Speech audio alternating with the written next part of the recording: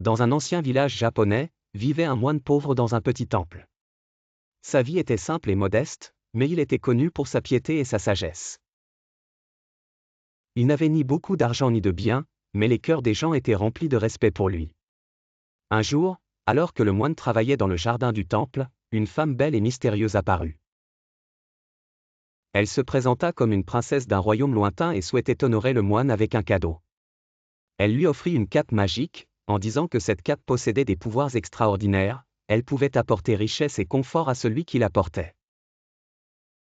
Bien que le moine fût curieux des pouvoirs magiques de la cape, il n'était pas intéressé par la richesse ou le pouvoir. Il appréciait le cadeau mais décida de garder la cape en lieu sûr.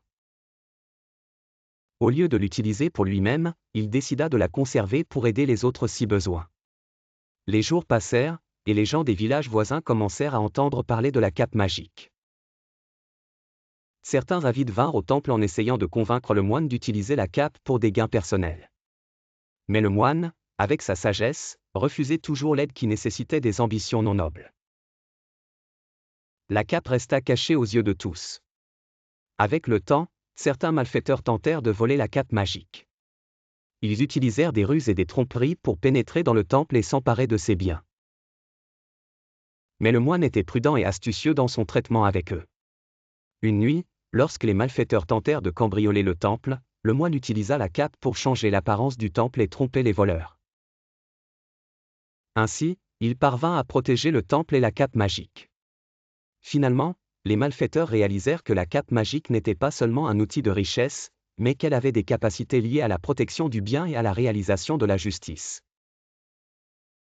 Alors qu'ils faisaient face à la défaite, ils commencèrent à comprendre la valeur des actions bonnes et altruistes.